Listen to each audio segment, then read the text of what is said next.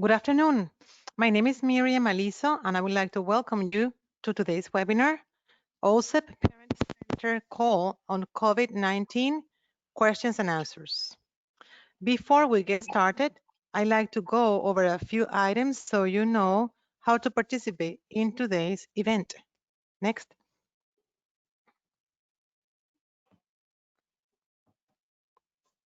Okay.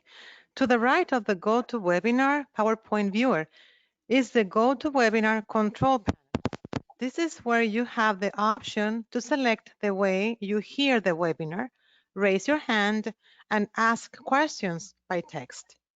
You have the opportunity to submit text questions to today's presenters by typing your questions into the question for staff pane of the control panel.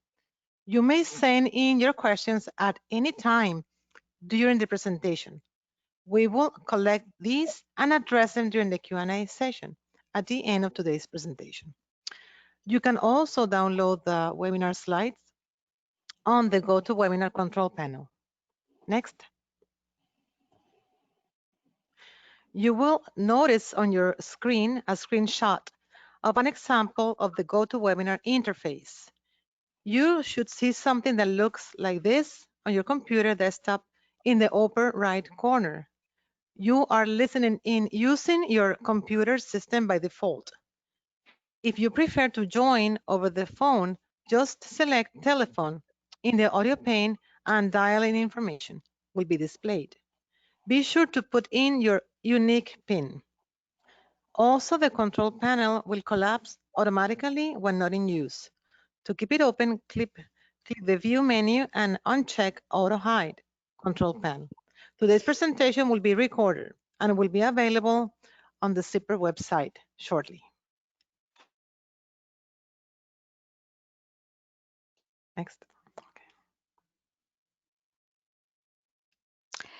So thank you, Miriam. This is Carmen Sanchez. I'm the program lead for the parent centers here at OSEP, and I want to welcome two colleagues of mine from the office, Lisa Pagano, who's in the office of the director of OSEP, and also Kay Moran, who's in the Monitoring State Improvement Programs office. And this came about in part because of webinar that Diana Atan, who's also on the webinar, and you all know, who's the Region A PTAC director and also one of the people at SPAN who does the PTI, did a presentation for Cadre about what's contained in the Q&As around COVID-19 and particularly around the service provision Q&As on COVID-19. And we thought it was important information to share with everybody.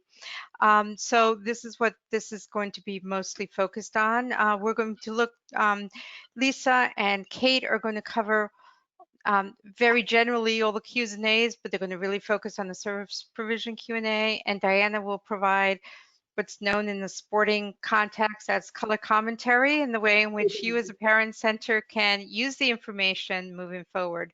So we think this is going to be very informative and it'll help you during these incredibly difficult times to work with families so that they can do what's best for themselves and their children in order to get the services that they need. So without further ado, I'm going to turn it over to Kate and Lisa. Thanks again, everyone.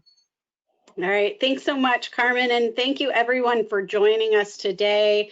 I know both Lisa and I really want to echo Carmen's sentiments about what a difficult time this is and the challenges that everyone is facing.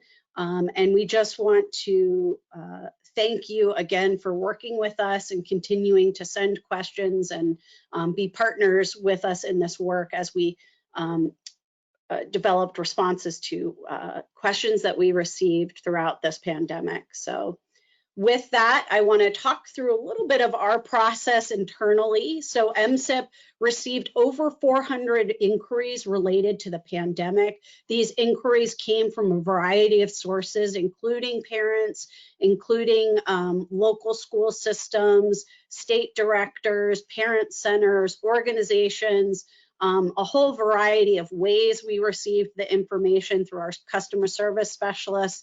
And in addition to them, through the COVID-19 mailbox that received a lot of inquiries. And our state leads and our partners in RTP brought questions to us as well. So with all of that, we received over 400 various inquiries, and as a team, we determined the best way to respond to those was to work on a series of Q&A documents that would address kind of the bulk of questions that we received. We felt that we could bucket those inquiries into a couple of different categories to cover responses for both Part B and Part C. So we worked on responses through Q&As on dispute resolution, procedural safeguards, IDA fiscal flexibilities, use of funds.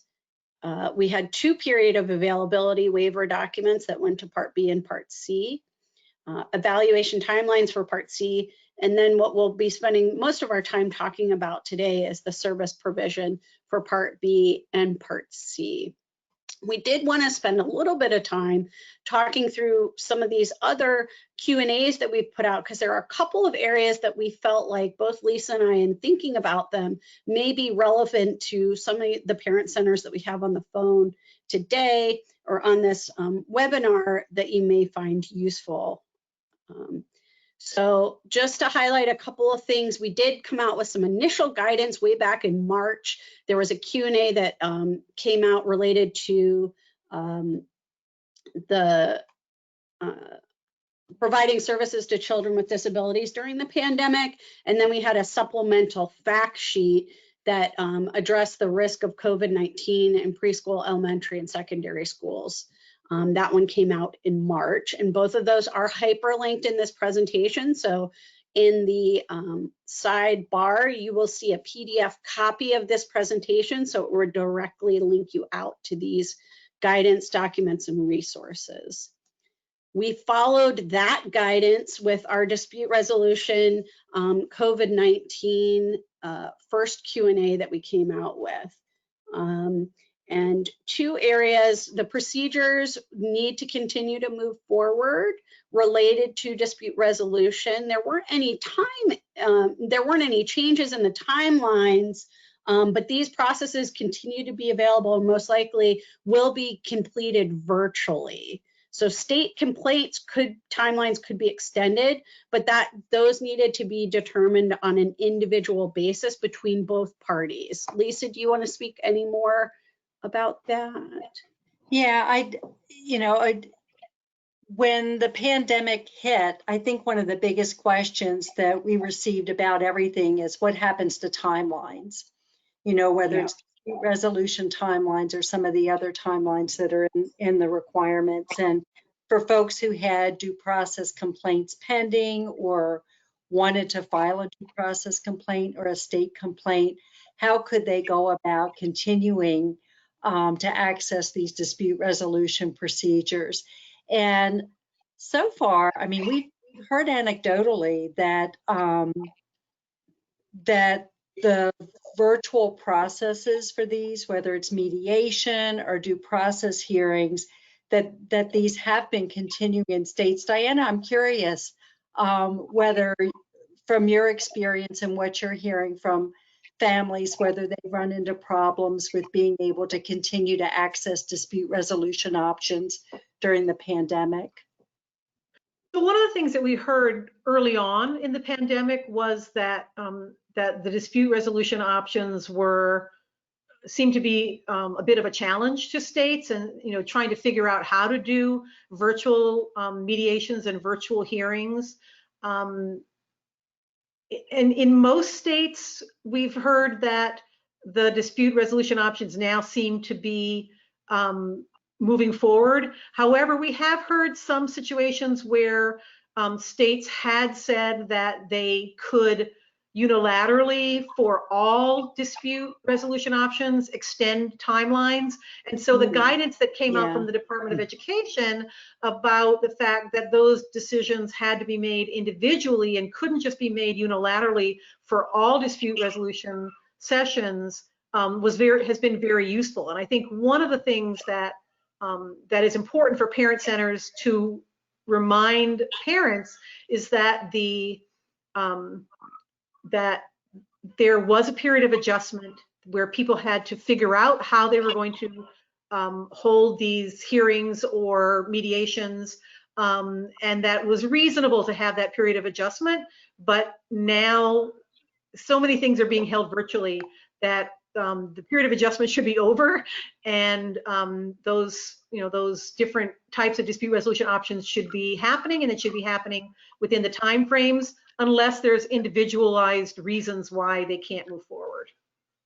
Thanks. One of the things that I know we have shared is some of the TA centers, and I believe the parent centers may have had some input in this too, are the tips for conducting IEP meetings virtually.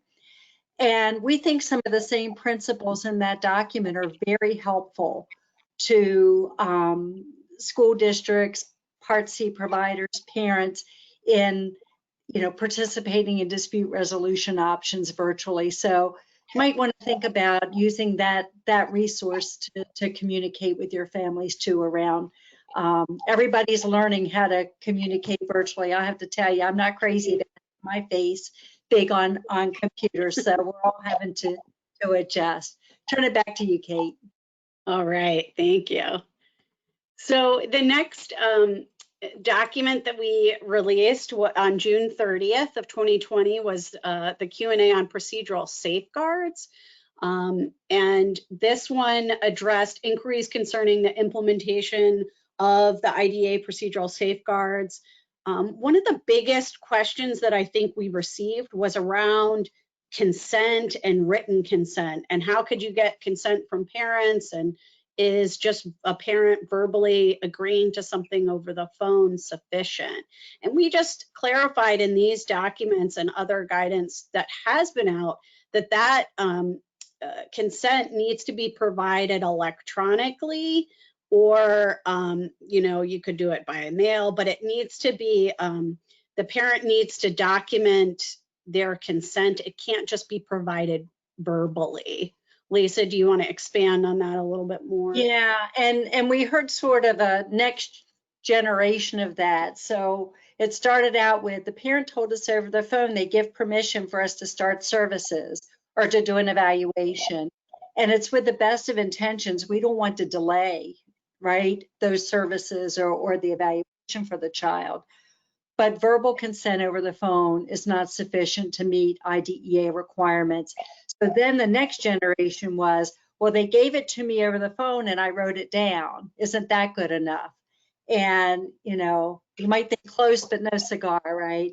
The consent has to be, in writing from the parent, or the parent signing a hard copy document, or writing electronically with a way to authenticate that electronic provision of consent, that the agency has some way to authenticate. It's really from, the person who has the authority to provide consent. So it's not that we think folks are trying to do shortcuts. I think it's all with the idea of trying to prevent delays, but those safeguards for consent are so important that we want to make sure that the integrity of the consent is preserved. Diana, I'm going to pitch to you to see if there's anything you'd want to add. Well, I think this, like some of the other topics that you will be addressing today, really reminds us as parent centers to get back to the basics. We have to remember that procedural safeguards are procedural safeguards, and they have to be followed even during the COVID environment. There may be some adaptations like virtual signatures or other adaptations for other aspects, virtual meetings, et cetera. But the procedural safeguards are the procedural safeguards, and the guidance has made it clear that the procedural safeguards stand despite the pandemic. Mm-hmm. Yep. Back to you, Kate. Okay. So we just wanted to point out to you all there were two waivers of some fiscal flexibility that we put out for states, both Part B and Part C. It was slightly different. Only Part C lead agencies that were ed leads would be able to apply for these waiver in the timeline. So it's basically the timeline that they could utilize the funds. I don't believe this typically will filter down to a parent, parent level, but we just wanted to include this information so that we could share all the information that we've put out, all the different guidance. But this use of funds one, I think, is much more relevant to parents. What this document clarified was that Part C or Part B funds could be utilized for things such as hotspots, Wi-Fi, accessibility, to be able to access virtual instruction or otherwise. So if a parent doesn't have the technology to access the virtual classroom or environment and they need that for their child, then those Part B or Part C funds could be utilized to access that equipment. Of course, states need to be tracking those equipments, and there would be parameters around the use of those items, such as that they'd only be utilized for the purposes of providing the services for the child. But we did clarify in those use of funds documents that yes, in fact, funds could be utilized for those types of activities. We did encourage states to utilize, so I know in some states they've set up mobile hotspots and things like that. So to the extent that they can access that, those technologies without utilizing their funds for those purposes, the better. But we just wanted to highlight that is a use. Lisa? I don't have anything else more on that. Thanks. Okay. Diana, did you have anything to add? We all love fiscal, right? I know. Anything to add, Diana, that you hear from the field? Just the only thing that I would add on that is I think it's important that parent centers know about the fiscal issues, whether it's the waivers that we talked about on the previous slide or this information about the use of funds, because parent centers aren't just helping individual parents be able to respond to the situation, but they also are partnering with their state departments, their state agencies, their lead agencies. And so it's important for parent centers to understand this information so that they can be very effective partners with state agencies in making the best decisions about the use of funds. Yeah. So I will jump in. Go ahead. I will jump in now that Diana said that. And of course, any use of funds, it's still, the use needs to be allowable, meaning that it's necessary, that it's tied to achieving the program objectives. And the big one is the reasonableness. So, before making an investment, the LEA or the SEA needs to make sure that the expenditure is going to meet all of those tests. So sometimes, as much as they'd like to do something, they may be constrained by one of those factors about whether the use of the funds would be allowable. So that's why it was so important that this Q&A talked about Wi-Fi and hotspots, because people haven't traditionally thought about using IDA Part B funds in those ways, but clearly a child can't access FAPE if they can't access their program that's being provided online. Okay, I'll stop now. No, that's great. The next one that we put out on June 26 was the flexibility on IDEA Part B fiscal requirements. This one, I don't think that there's anything really that we would highlight. I think that it generally just talks through similar flexibilities that we've discussed related to using funds and also flexibility around reporting requirements and things like that. So we've included that here. I don't have much to highlight on this one unless you have anything, Lisa. This document really is more about states meeting their maintenance of financial requirements and LEAs meeting their maintenance of effort requirements. There are no flexibilities provided. It's the same as any other time. So it was more to communicate to states and LEAs and others who are interested the rules around meeting those requirements.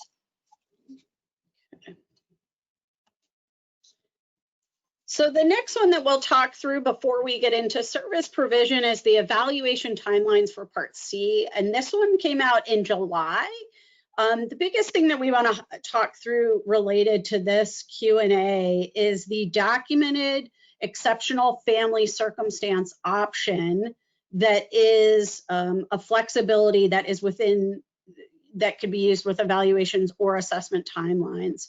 So in Part B, there aren't many flexibilities related to timeline requirements, but in Part C, there is the option to use documented exceptional family circumstances. That being said, so the documented exceptional family circumstance needs to come from the family. So if a provider is sick or it's a provider reason, that doesn't qualify as a documented exceptional family circumstance. Also, a district or EIS programs, they can't put out a blanket statement saying that this is going to be covered for all evaluation and assessment timelines, that the documented exceptional family circumstances would be used for that. This, again, not unlike the, was it this dispute resolution timelines, needs to be an individual decision between at the IFSP team level that needs to be documented in the child's record. So if there's an evaluation or an assessment timeline that couldn't be met due to COVID because the parent wasn't able to come in for the assessment, or there was no way for that assessment to occur in the virtual environment because of this COVID pandemic, that would qualify as a documented exceptional family circumstance. Lisa or Diana, anything you want to add in there? I don't have anything. Okay. Yeah, I would just say this is another really good example of the fact that there is this provision already under Part C that allows for a delay in the evaluation and assessment timeline based on family circumstances. And now there may be additional family circumstances that might trigger that delay, but it still has to be individualized family circumstance and not just a general statement that we're going to extend evaluation and assessment timelines in Part C. Yeah. And so at this point, we'd like to pause if there are any questions that we could address before we get into some of the more specifics of the service provision Q&As for Part B and Part C. So just about what we've covered so far, maybe a couple of questions. Yep. Absolutely. So hi, we have a question that's asking if you can provide clarification on if changes to an IEP that are being made through written notice, that it is a parent agreement that is required and not just parent consent. I'm not sure what the distinction would be between parent consent and parent agreement. I would think if they're providing consent, they're agreeing to it. So I'm not, info. Yeah, we're going to talk a little bit. Notification. Yeah, we're going to talk a little bit in the Part B service provision piece about making changes to IEPs, the amendment process. So maybe we can see if we get to that, what's being asked here when we get to that part. Yeah. And I just want to add that that again, there's no difference under COVID between when parent consent is required and when it is not required. That's right. It's the same as it has been, and there is not a change. Right. Yeah. And I will say particularly, I don't know that it was as clear before, but clearly for the present school year, the 2020-2021 school year, OSEP has made clear in this series of Q&A documents that children are entitled to FAPE. Children in Part C are entitled to appropriate early intervention services. All of the safeguards that have been in place for infants, toddlers, children with disabilities and their families, they're on. You might recall that the Secretary was provided the opportunity to ask for waivers of requirements, and the Secretary did not ask Congress for a waiver of any of the requirements we're talking about today. The only one that was on her list had to do with allowing children to remain in Part C and to continue to be served, who would typically have transitioned to Part B if the transition was difficult because of the pandemic. And even that, I don't even know what's going on with that, to be honest. We are proceeding with all requirements as they are in IDEA, with the expectation of those requirements being upheld and implemented. Diana, you look like you got something to say. I'm just agreeing with you. Oh, okay, okay. So all the rules are all No, the I rules. mean, the rules are the rules, and the secretary did not request any changes except for that one, which has not been acted upon at this point. So what was is still, and again, going back to those basics, you know, parent centers, Yep. going back to basics and saying this is what is in the law and in the regulations, and the requirements still stand. So Right. How they're being fulfilled may look a little different, but the requirements are still there. So one more question. Sure. Some districts are telling parents that deadlines are shifted due to COVID. Do you have any recommendations for wording that can be shared with families when they are likely being given misinformation? I would send the Q&A document related to either Part B or Part C, whichever. If they're school age, I would utilize the guidance that we put out. It's stated in there that clearly the information related to timeline requirements. Lisa? Right. You could Yeah. say, see in particular, question one, you know, I think that we've given good language. I think it's clear language. It's been carefully vetted and looked at to hopefully be clear to a variety of readers. So hopefully it'll be clear to your districts and your Part C providers when you point their attention to the relevant question. Mhm. You want to do one Thank more? you. And Do we do? I do have a comment to share Okay. before we move on, and that is that this is a great document. Thank you so much. I use it all the time. So. Okay. Good. All right. So moving back to the PowerPoint.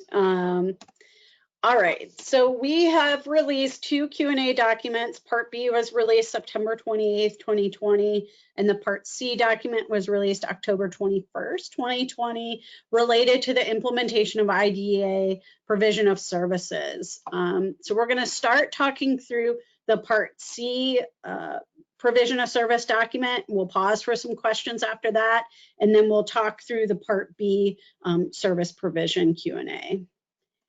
So just briefly, the Part C of the IDEA provides funds to the state lead agencies to make EI services available to all infants and toddlers. These EI services are provided in conformity with the child's individual services plan through the IFSP that we've talked about. And we have included particular regulations that are relevant to Part C, and this is also included on the Q&A document itself within the narrative, kind of the introduction of that. So to talk through a couple of the questions on the Q&A and highlight the areas that we want to draw your attention to, because it's really the meat of the question. So the first question that we have posed is, how can parents, state lead agencies, and their early intervention service providers hold initial, periodic, and annual IFSP meetings when lead agency and EIS providers cannot conduct face-to-face meetings?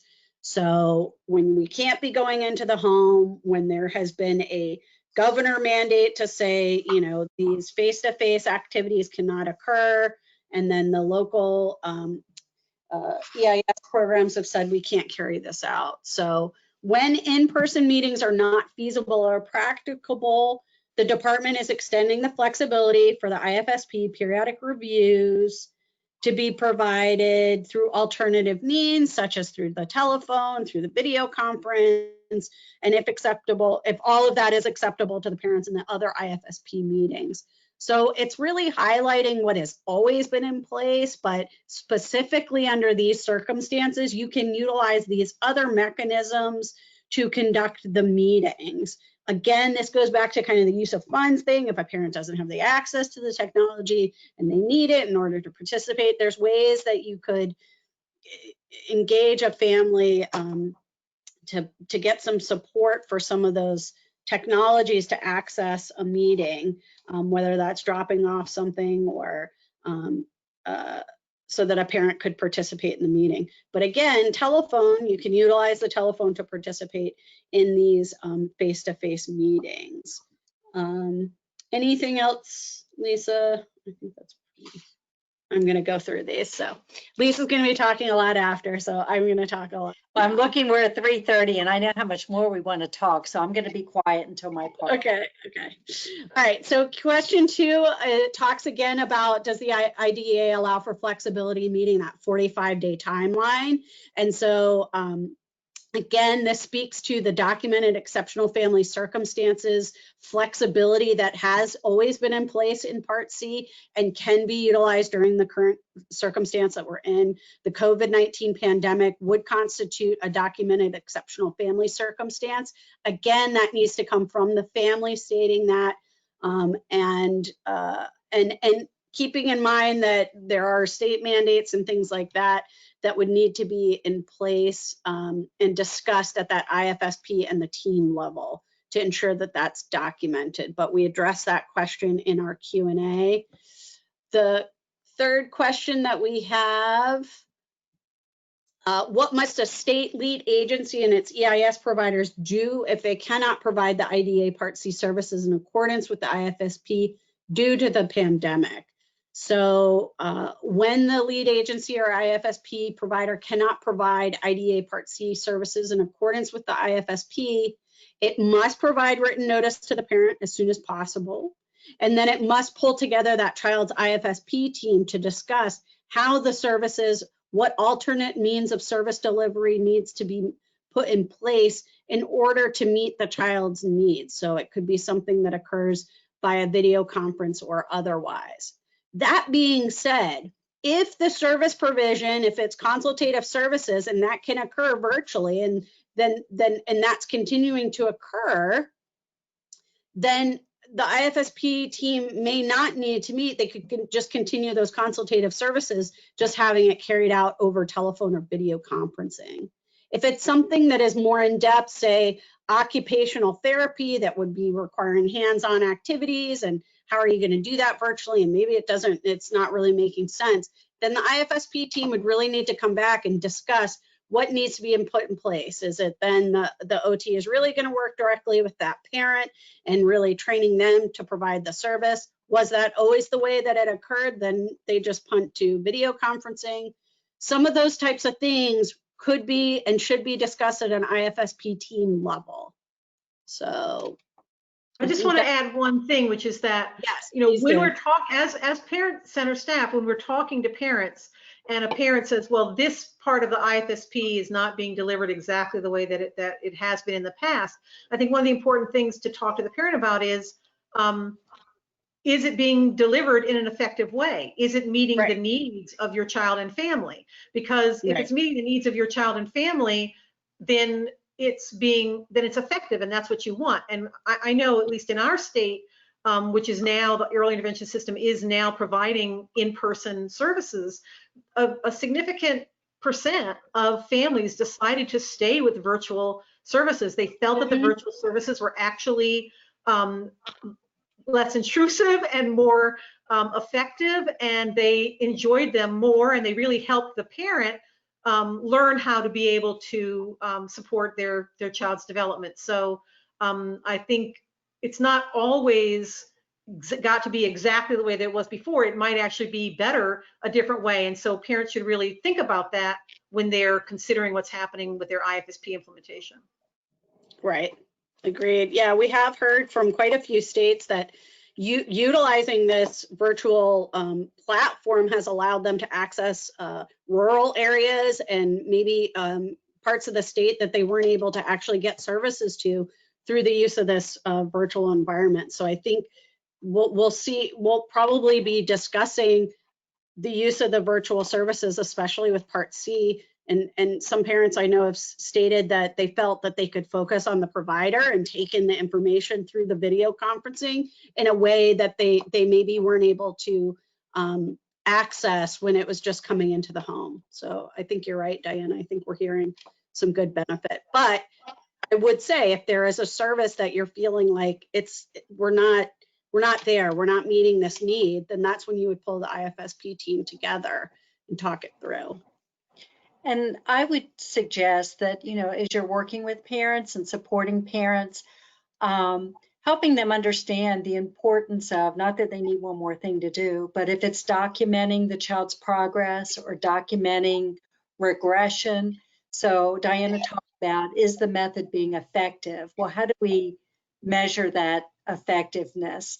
And so, there may be some services that just cannot be provided during the pandemic for a period of time.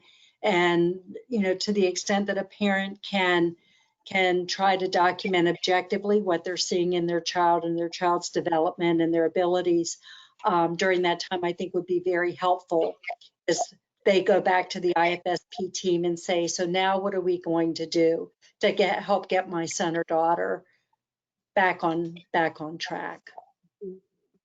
So before we go into the Part B document, were there any questions related to Part C and the service provision? Questions that we've talked through? Yes, there is a question. Will Part C funding be available to cover the purchase of iPad or assistive technology devices to facilitate telehealth and therapies?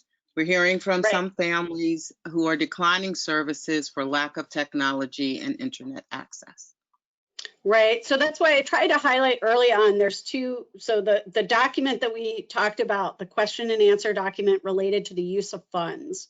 Specifically, if you look at Part C, I would share that with parents, and it talks about utilizing these funds to purchase technology such as, iPads, and even, you could get a computer to a family, things like that, that the Part C dollars can be utilized for those tools. That being said, I think some states are accessing funds in other pockets, so they may not use Part C dollars for it, but if it's the technology that's preventing the child or the parent from accessing the service, that is not acceptable. The parent needs to be able to access the service, and we would encourage the use of technology. I mean, if the state is using that across the board. Lisa. Right. We've always said Part C is kind of the payer of last resort for things. Isn't that right? Mm-hmm. So if there are other funds that are available, I mean, it's one thing to say funds can be used as opposed to funds are used or funds will be used. Right. We have given the guidance giving permission for funds to be used in this way. So I think it's a conversation for parents to have with their service providers to say, look, we can't access, our child's not able to get the services. Can you help link us, like they link with so many other things, to help link us with the technology and equipment that we need so that our child can continue to make progress during the pandemic. Diana, did you have some thoughts? And I have one more after you're done. Yeah, the only thing that I wanted to add for that is that it is important for parent centers to be familiar with their state rules and any exceptions that their state may have made in terms of, for example, allowing Medicaid funds to be used for virtual services. Many Part C services are paid for by Medicaid. So, being familiar with the state rules is really important to be able to give full information to the family about how they might be able to access iPads, internet connectivity, et cetera. And really, I think take it to the IFSP team. That's where the decision needs to be discussed, because sometimes they may say, hey, through the telephone, we are able to provide this. I think that's where the discussion comes in between the parent and the provider to say, hey, this isn't working. The phone isn't enough. It's not really servicing my needs, and I need more. I need more to be able to access the service coordinator or the provider's training, and I'm not able to track it on the phone. So that would merit an IFSP team determining, hey, they need some technology in order to access the service. And I think that would go at the school level too, but most of the schools seem to be providing computers. So. Yeah, Thank you and so so many much. people, yeah, sorry, so many people have smartphones now, right? Mm-hmm. And can perhaps connect with Zoom or some other technology. But we can't assume, and I'm going to talk about this when we get to Part B a little bit, we can't assume that families are going to automatically know how to use all of this stuff in a way that benefits their child.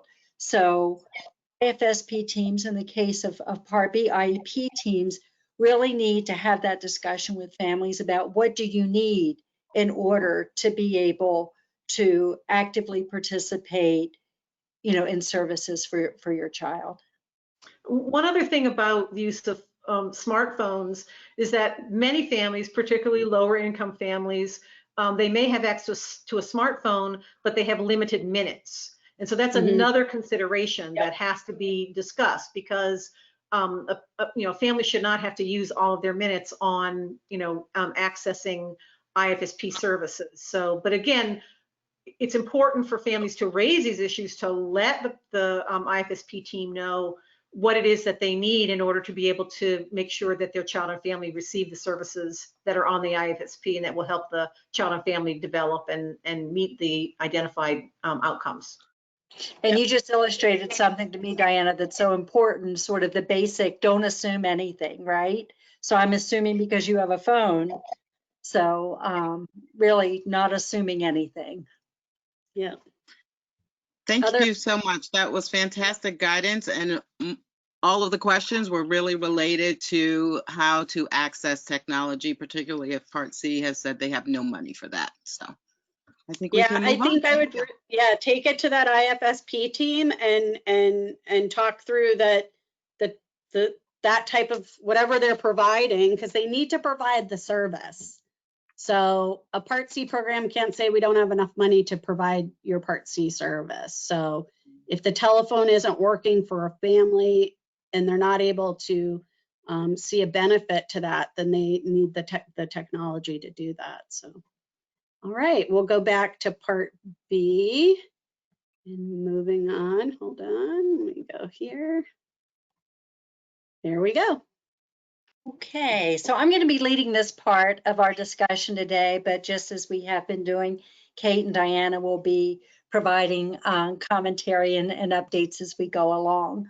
One of the things that I first want to point out is that the Part B service provision Q&A was issued on September 28th. That Q&A was issued by OSERS. That's the document that I'm talking about today. Also on that same date, the Office for Civil Rights issued a Q&A that addresses many of the issues that also pertain to the children and families that you serve.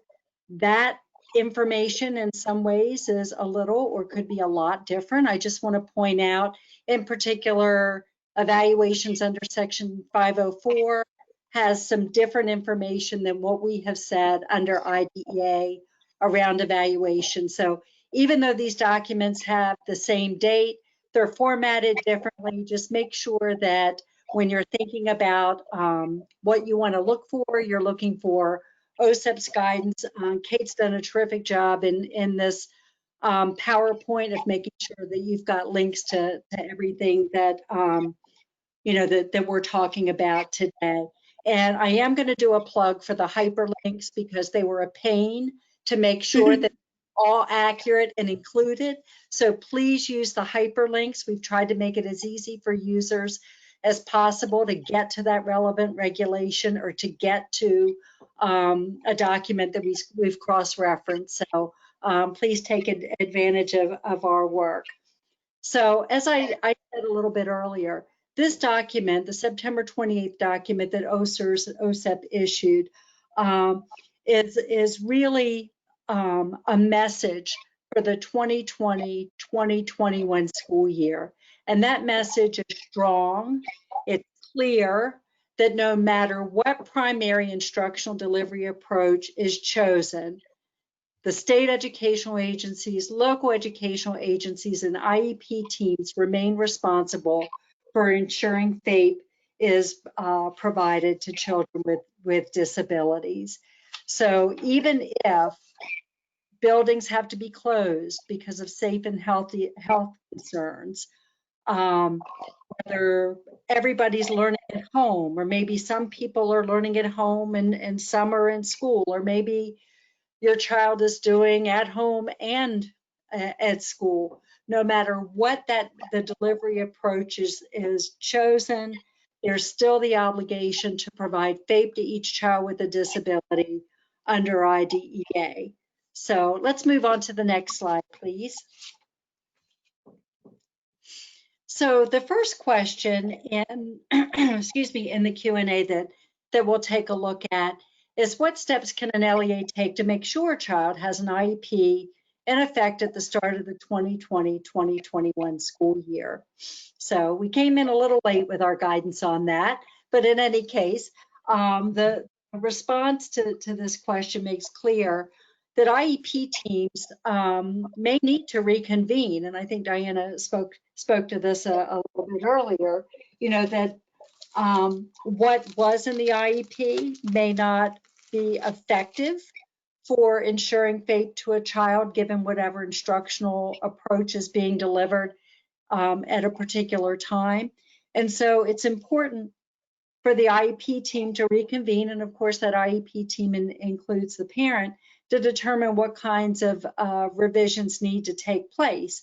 Now, there are also provisions in IDEA that say, well, maybe you don't have to convene a full IEP team to make amendments or changes to an IEP, but the message in this question is that to ensure an appropriate IEP is in place, LEAs might need to convene an extra meeting. They might not have planned a meeting to occur then, but because of the circumstances we're under, it might be necessary to convene an IEP team to take another look at that child's IEP and make sure that it is going to provide the child with an opportunity for FAPE to work on challenging objectives.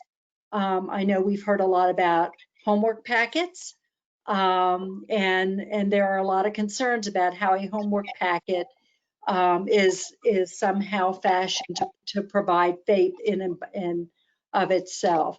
So you can see that we've noted as conditions continue to change, we actually encourage IEP teams to talk about how can special ed and related services be provided across these different instructional methodologies. So what the child is receiving right now and where they're receiving it could easily change as our numbers are spiking in different places across the country. You know, we're seeing decisions being made to pull kids back out of physical buildings for those that were actually there. I will tell you, I live in a county where no children have actually gone back into physical buildings this school year. So we're really encouraging IEP teams to take a look at what's needed for FAPE for a child, and given the different methodologies or these instructional methods of providing the services, what they might look like if they need to change a little bit because you know, the child goes from a hybrid setting to a school building setting or vice versa. I want to say just a little bit about distance learning plans, contingency learning plans. I see Diana smiling. There are lots of names for these plans that may be well-intentioned to clearly communicate how children in the school, including children with disabilities, will access education during the pandemic. Please keep in mind, those plans do not take the place of an IEP. Children with disabilities continue to have the right to an IEP that will provide them with FAPE. And the plans detailing that I'm sure you guys have seen. I know we saw one in our office where a parent was basically told, your child's IEP will be implemented when the school building opens.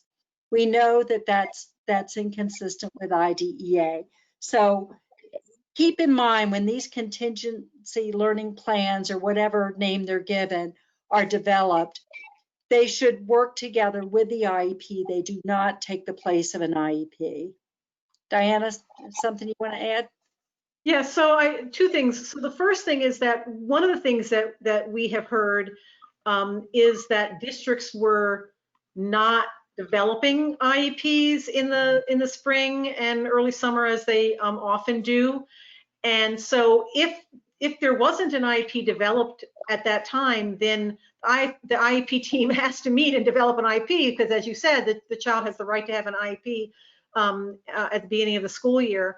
The other thing about these distance learning contingency plans, whatever they're called, that we have heard is that in districts where the school was going to be open for children with disabilities, but parents felt that their children were not going to be able to comply with physical distancing or mask wearing, et cetera. Mhm. So parents did not want their children to go back to in-person schooling. That sometimes parents were presented with kind of a non-IEP document and basically told that unless you send your child, to school in person, then they're not going to have an IEP. They can only have an IEP if they come in person, which of course, it has to be an individualized determination, Right. And so I just wanted to bring that little extra example of ways in which children with disabilities are not always being provided with the IEPs that they're entitled to during this period. Thanks. Okay, I'm starting to get worried because it's 3:52 and I've got a lot to cover because I talk so much. That's why we had to get Part C done first. I'm going to try to be a little less verbose on these next few questions because I know you can access the information through the Q&A. But in question 2, we address who needs to be part of the IEP team, and of course, generally it's the same folks who come, right? The IEP team meetings anyway. There are still the provisions in IDEA that apply to any IEP meeting around excusal from an IEP team meeting, and you can see there that the circumstances around excusing a member from attending an IEP meeting are listed for your information. So let's move on to the next slide, please. So this question 3 addresses a process that's been in the regulations since 2006. I don't know how often it was used, but certainly with the pandemic, we've heard about it being used quite frequently. And that's the IEP amendment process, where if the parent and public agency agree to do this, that they agree not to have an IEP meeting for the purpose of making changes. Instead, there's a written document that amends or modifies the child's current IEP. It's important to remember there must still be an annual IEP team meeting. This amendment process cannot stand in the place of the regularly required, at least once a year, convening of the IEP team to review the child's progress and determine what will provide FAPE to the child for the upcoming year. If the parent and public agency do make changes to the child's IEP, then the public agency needs to make sure everybody responsible for implementing the IEP knows what's been changed. And if the parent asks for it, and I think many school districts automatically provide the revised copy, but if a parent says they didn't get a copy, you know that if they ask for it, then the school needs to provide them with a copy of the revised IEP that reflects the changes that were made as a result of that amendment process. So if changes are made, through the amendment process, that parent is still entitled to prior written notice that it clearly explains in language that they can understand what changes are being proposed and the reasons for it, the basis for it, all of the required content under 300.503. So let's move to the next one, please. So question 4, now this was we had received a number of questions about, hey guys, what about extended school year services? But we didn't have an answer for this in time for extended school year services for summer of 2020, but now you have it. So in this Q&A, we addressed, what can a public agency do if a child needed ESY services, should have received ESY services during the summer, is what can be done now. And so in this Q&A, or in the answer, we make clear that, even if they weren't able to provide those services, the child's entitlement to them still exists. So even if the school wasn't doing any ESY, the child is still entitled to the ESY services. And we note that most folks think of ESY as being, summer type services, but there's nothing in the regulation that requires those services only be provided during the summer. So there may be ways that the IEP team can look at how to address those same needs that would have been addressed during ESY during the course of the school year. So it might be during, school breaks or vacations, or, where schools may not be operating the full 7.5-hour day or whatever. There may be a way to extend that child's school day to help address those needs that would have been addressed during the summer of 2020. Any thoughts on that, Kate or Diana? I realize I cut you off from the last couple of slides, sorry. No, it's okay.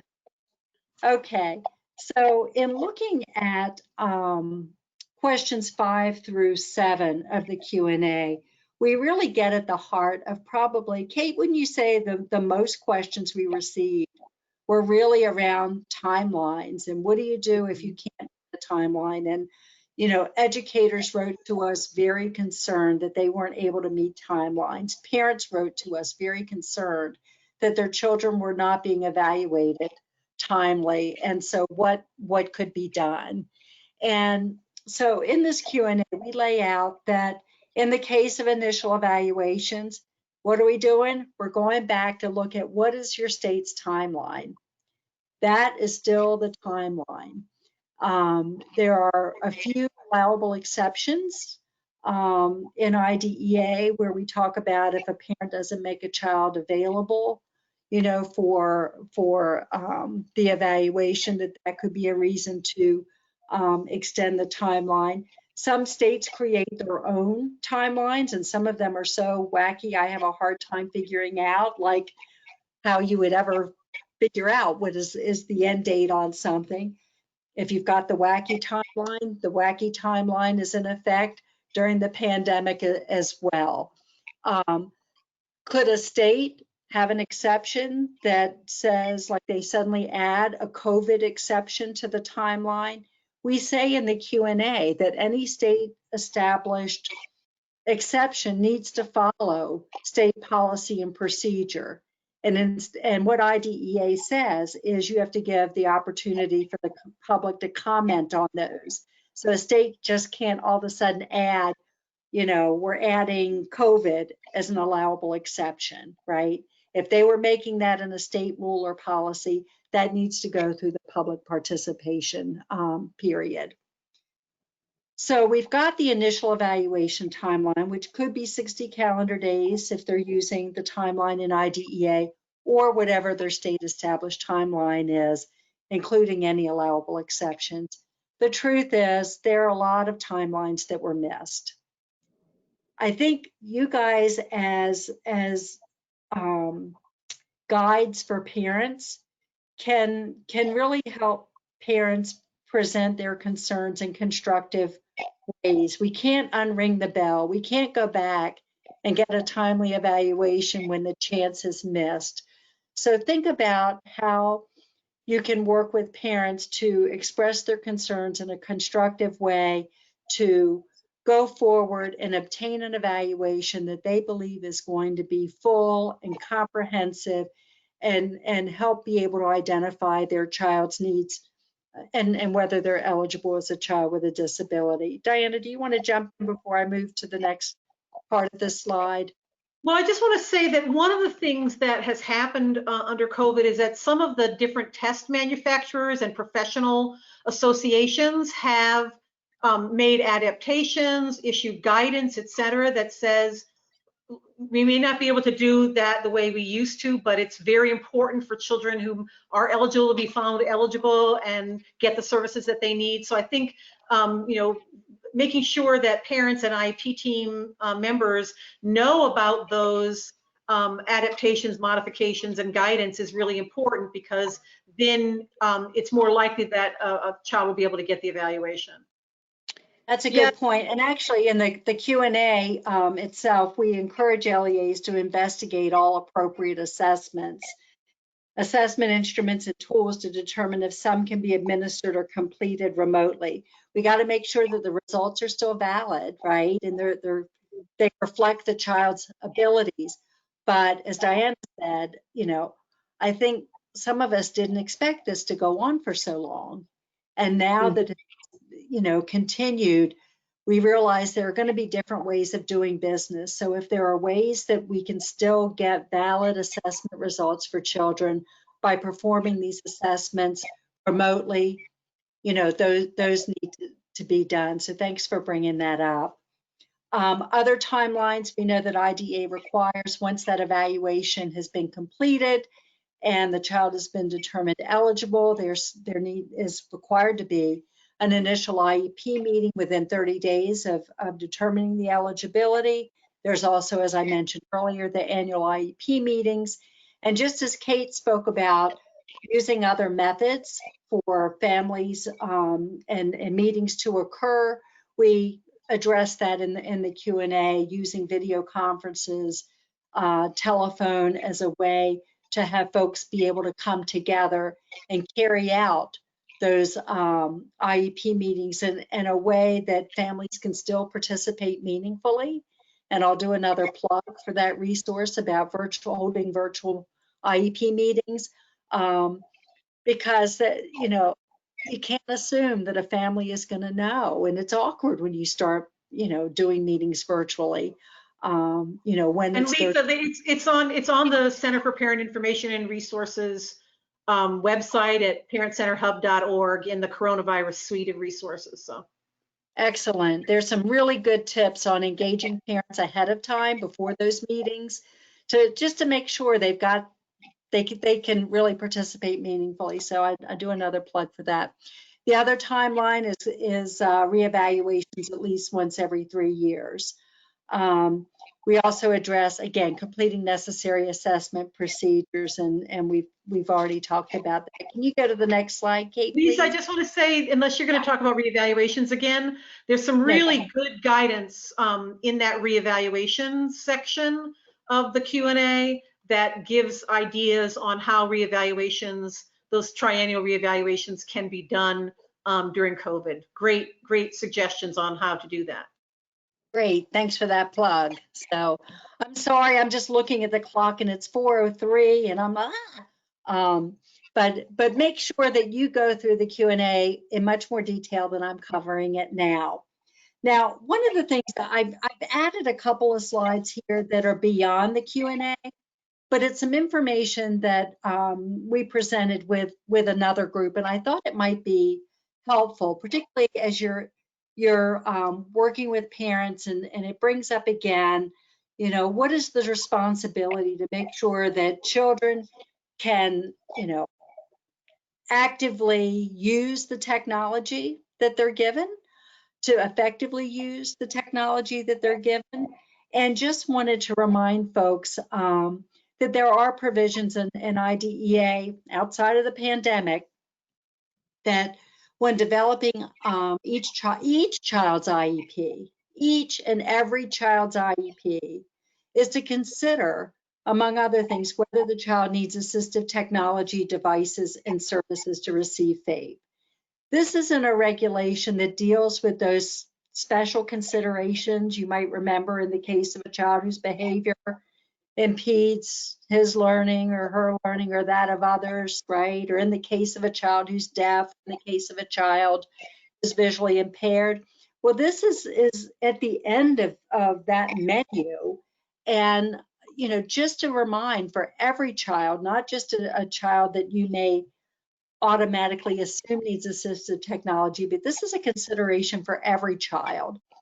The IEP team may also consider whether parent counseling and training is required as a related service, and particularly in light of the difficulties around the pandemic and supporting parents and being able to support their child's development and their education, we may see more IEPs with parent counseling and training than maybe we would have seen before. So just to keep that in mind.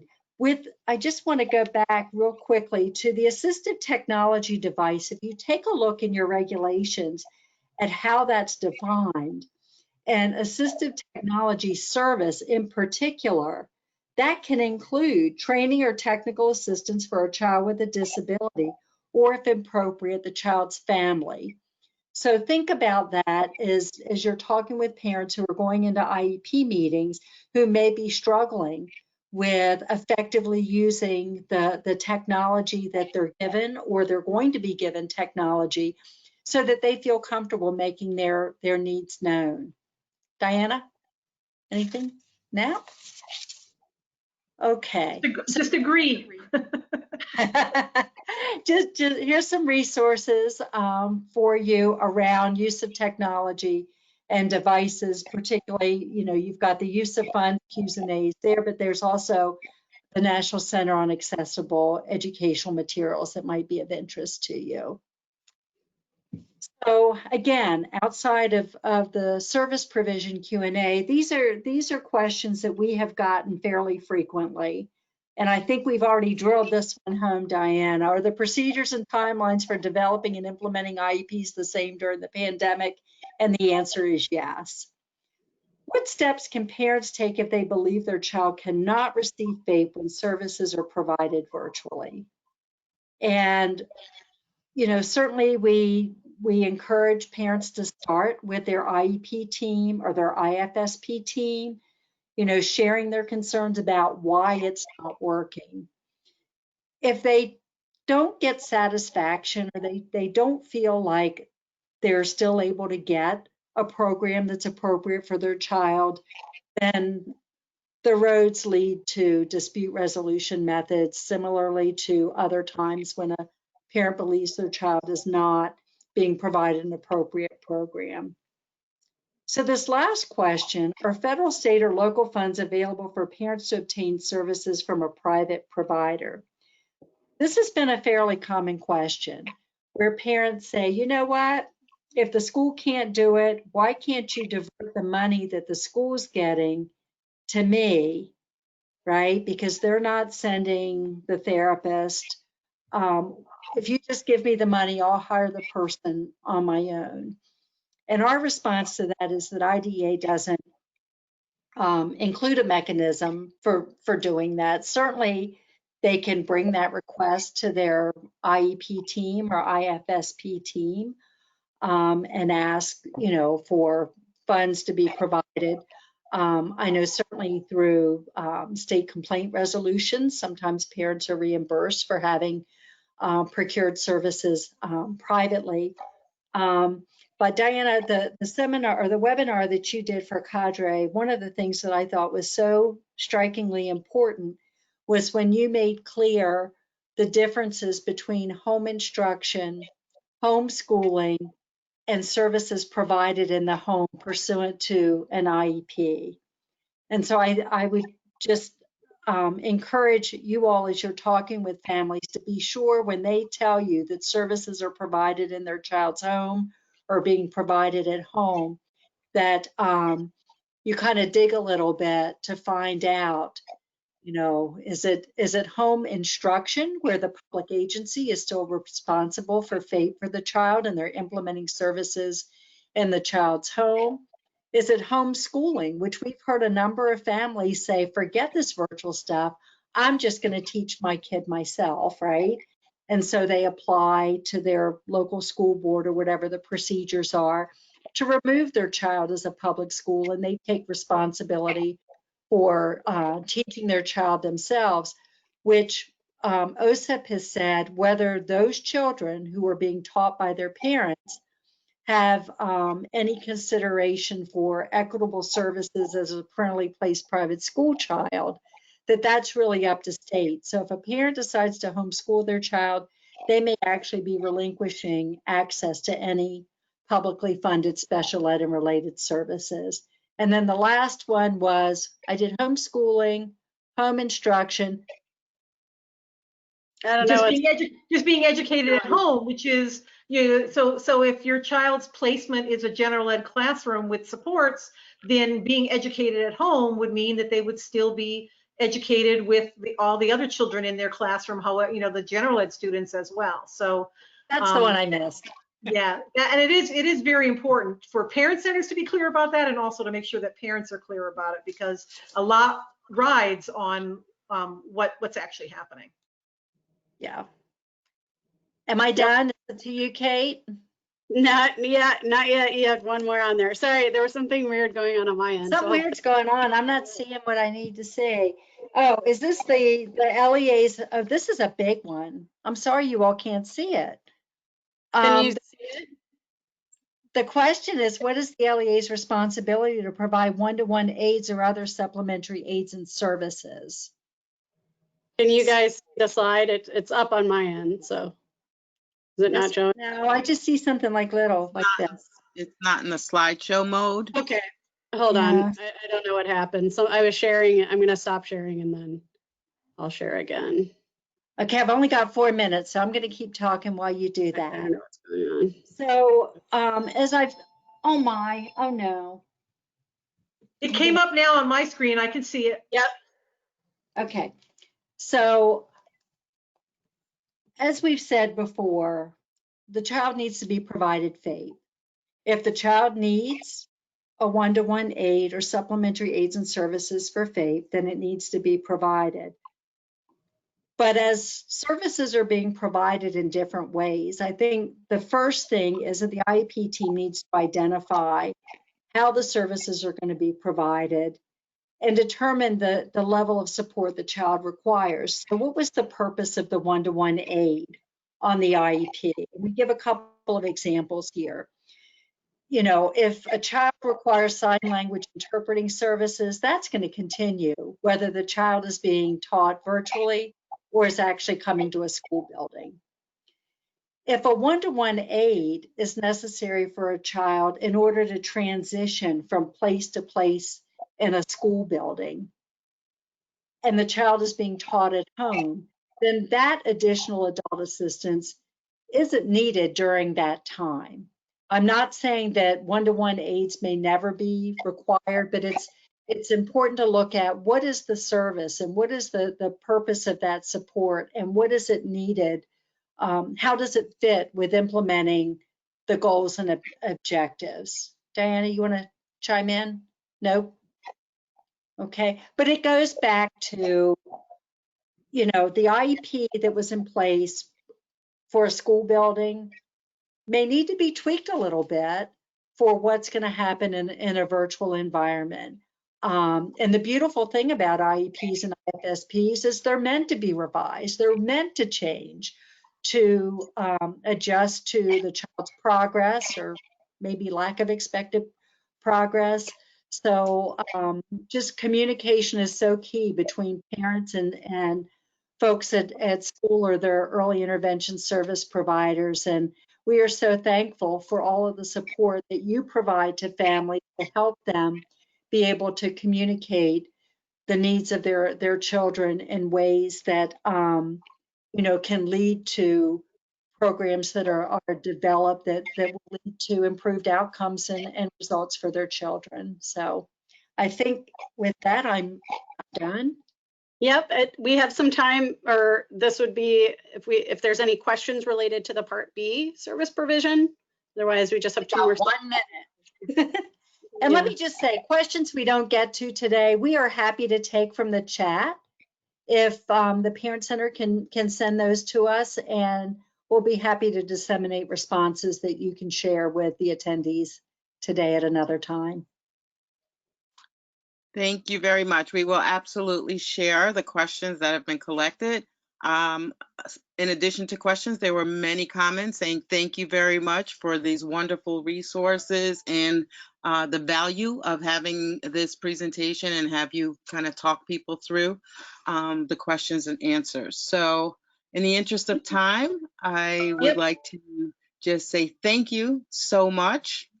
We really appreciate the time that you have spent with us today. Very interactive. We will be sharing the questions. Before we close out, I just want to check in to see if Carmen had any more comments, but a big thank you to Lisa Pagano, Kate Moran, and Diana Autem for your time today. I don't have any other comments except to again echo the thanks and make sure that we will send you the revised PowerPoints to everyone, and also make sure that we get the answers to your questions sent out to you too as soon as possible. So thanks again, everyone, for attending. Sure, thanks for the opportunity. All right, thanks, guys. All right, bye now. Stay well. Be safe.